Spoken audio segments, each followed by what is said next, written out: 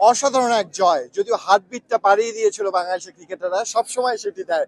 বলা হয় বাংলাদেশের ক্রিকেট দেখলে হার্ট অ্যাটাকের সম্ভাবনা বেড়ে যায়, আজকেও কি তাই অবস্থা হয়েছিল? অবশ্যই সেম জিনিসটাই হয়েছিল। আগে হচ্ছে আমরা অনেক ক্রাঞ্চ মোমেন্টে অনেক অনেক টাইম আমরা ব্রেক করেছি, বাট দিস টাইম আমরা হচ্ছে হয়তো আবার সেমটা রিপিট না করে এবার হয়তো ভালো কিছু পেয়েছি অনেক কষ্টের পর।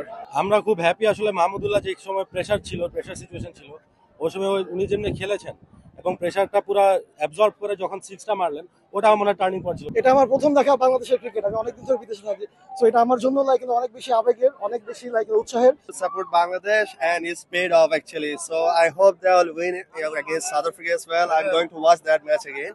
So all the best, Tigers. অবশ্যই সবার একটাই প্রত্যাশা, সবাই বাংলাদেশ বলে নিশ্চয়ই চিৎকার দিবে একটা।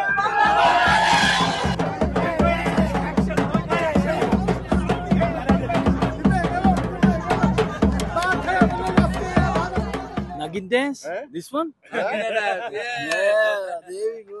It's okay. This one, you got it. They play well. They end of the day they are the best, so they deserve the win. So It's okay, that's always games, cricket by chance, but the wins and lost, we accept that.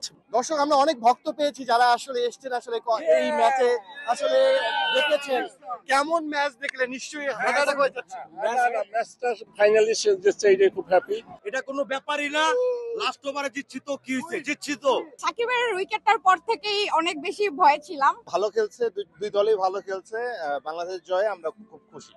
অবশ্যই আমরা দর্শক চেয়ে নিশ্চয়ই প্রেরণা, এই বিশ্বাস নিশ্চয় বাংলাদেশ দলকে আরো অনেক সামনে নিয়ে যাবে। দক্ষিণ আফ্রিকার বিপক্ষে ম্যাচ বলুন, নেদারল্যান্ডস বলুন, নেপাল বলুন, বাংলাদেশ জানিয়ে দিয়েছে বিশ্বকাপটা তারা এবার অন্যভাবে খেলতে চায়। একটাই অপূর্ণতা, টপ অর্ডারের রান পাওয়া, নিশ্চয়ই সেটাও ফিরবে।